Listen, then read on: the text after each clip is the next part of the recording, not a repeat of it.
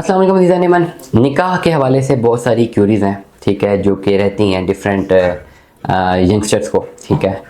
सबसे पहले तो ओवरऑल हम माशरे की अगर एस्पेक्ट पे बात करें, मुख्तलिफ ये ज़्यादातर इस तरह की वीडियो सबसे ज़्यादा जो सर्च इंजन अगर आप देखें ना यूट्यूब का, तो आपको ये निकाह से रेलेवेंटली बहुत सारे मामलात आपको सर्च होते हुए नज़र आएंगे, जिसमें काफ़ी लोग दीनी एस्पेक्ट को लेना चाह रहे होते हैं, बाकी काफ़ी ज़्यादा लोग कानूनी एलिमेंट को देखना चाह रहे हैं। आज मैं खाली बात करूँगा कानूनी पॉइंट ऑफ व्यू में।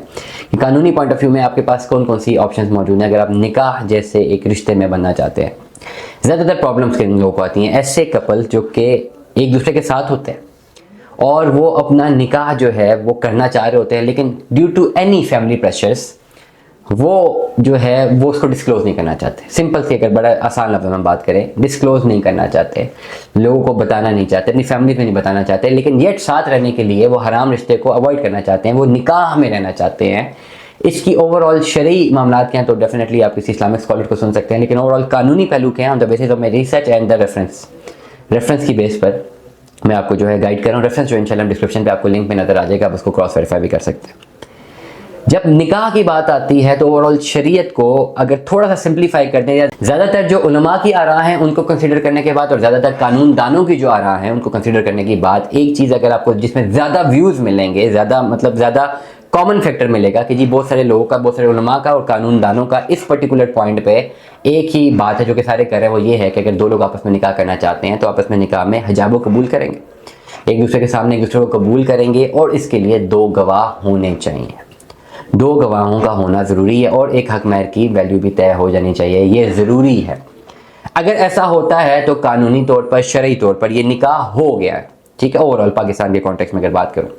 लेकिन अगर पाकिस्तान के दस्तूर के मुताबिक निकाह करना है तो उसके लिए आपको उसका एक ओवरऑल एक डॉक्यूमेंट चाहिए जिसको निकाहनामा कहते हैं। वो निकाहनामा ना सिर्फ डॉक्यूमेंट होगा बल्कि डॉक्यूमेंट होने के बाद उसको जो है प्रॉपर्ली रजिस्टर भी करवाना पड़ेगा यूनियन काउंसिल से, और यूनियन काउंसिल करने के बाद उस लड़की के आईडी कार्ड में फिर बाद में नाज़रा में रिकॉर्ड भी चेंज होगा कि उसके हस्बैंड का नाम ये है। और जब हस्बैंड की एफआरसी एमआरसी पे जाएगा तो एमआरसी अगर हस्बैंड ने पहले से शादी की हुई है तो उसकी एमआरसी में अगर पहली बीवी है तो दूसरी बीवी भी आएगी, ये रिकॉर्ड फिर आएगा। मुख्तलिफ लोग ऐसे हैं जो कि सिर्फ निकाह शरई करना चाहते हैं, वो डॉक्यूमेंटेड निकाह नहीं करना चाहते। तो क्या शरई निकाह हो जाता है इस तरह? कानूनी राय भी है ये और दीनी राय भी मुख्तलिफ उलमा की आरा को मद्देनजर रखते हुए on the basis of reference में आपको ये बता रहा हूँ कि हाँ इस तरीके से निकाह हो तो जाता है, लेकिन इसको एक्सेप्ट नहीं किया जाता क्योंकि बाद में मसाइल बन सकते हैं। और डेफिनेटली जो यंगस्टर हैं जिनकी 20-21 साल उम्र है वो ऐसी हरकत करते हैं तो उनके लिए बहुत ज़्यादा मामला आते हैं, डिफ़िकल्ट हैं आगे, लड़के के लिए भी लड़की के लिए भी, क्योंकि ओवरऑल ज़िंदगी पैसों के बगैर गुजारी नहीं जाती। और जब पैसा बनना शुरू होता है लड़के का तो ओवरऑल उस लड़की से उतनी मोहब्बत ही रहती है कि उसके साथ रखता है कि नहीं, एक बहुत बड़ा क्वेश्चन मार्क है।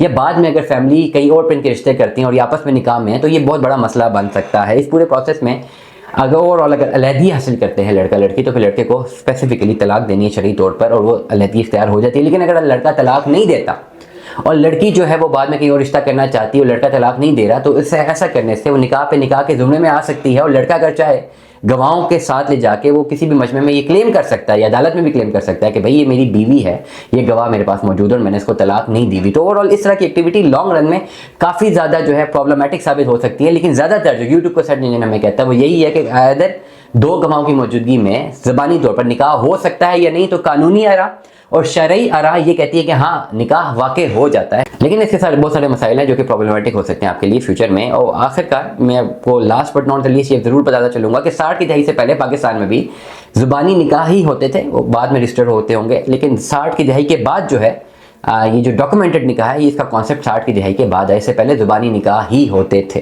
दुआ में याद रखिएगा, अपना बहुत सारा ख्याल रखिएगा। Stay tuned with us. अल्लाह हाफ़िज़।